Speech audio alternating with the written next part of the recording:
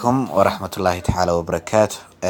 walaalayaal waxaan isku dayi doonaa inaynu wax badan iska fahansiino creamkan artery forever artery factor waa cream loogu talagalay in lagu nafaqeeyo wejiga ama lagu dhalaaliyo qurxinta guud ee wejiga, gaar ahaan dadka had iyo jeer age-ka ah ee ka cawda laalaab fara badan iyo jacdad fara badan oo ku yimid maqaarkoodii, rabana inay runtii ilaashadaan wejigooda oo ay quruxdiisii iyo daryeelkiisiiba ka shaqeeyaan. Marka creamkan artery factor la yiraahdo waa cream wax badan ka caawin doona insha Allah teedi and above qofka 30 jirka iyo wixii ka weyn runtii aad iyo aad u naasibi doona.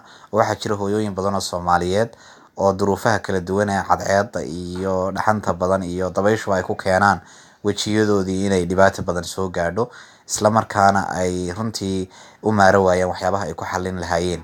Haddaba creamkeenan artery factor wuxuu ka qayb qaadanayaa qurxinta guud iyo soo celinta dhabankii iyo labeentii wejigaas hooyadaas magaranaysaa qayirmay ama bedelmay, iyadoo markaa adeegsanaysa waqtiyadii ku habboonaa oo isticmaalaysa insha Allah subaxda xilliga cadceedu qabowdahay oo kale subaxda hore, sidoo kale isticmaalaysa gelinka dambe mar, fiidka horena mar.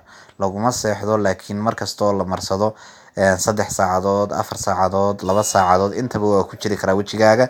Marka biidnillah hooyo kastoo Soomaaliyeed way u baahan tahay creamkan inay isticmaasho, waayo waxaynu ognahay in madmadowga faraha badan leh kusoo noqnoqda waa qayb uu ka qaataa inuu xaliyo. Isaga iyo jelly creamka la isku darsan doonaa haddii madmadow jiro ama haari jirto, laakiin haddii aanay haari jirin oo qofku uu ka cabanayo uun laalaab ama duuduub wejigiisa ku imanaya, oo qofkii markaa yarba oo 30 jira haddana age-kiisii wejigiisa uu eegyahay qof 60 jira ama 50 jira, dadkaasoo kale wax aad badan buu ka xalinayaa inuu ku soo celiyo wejigoodii halkii loogu talagalay, oo ah marka qofkii inuu ay isleekaadaan da'diisii iyo wejigiisii oo uusan kala weynaan qofkii.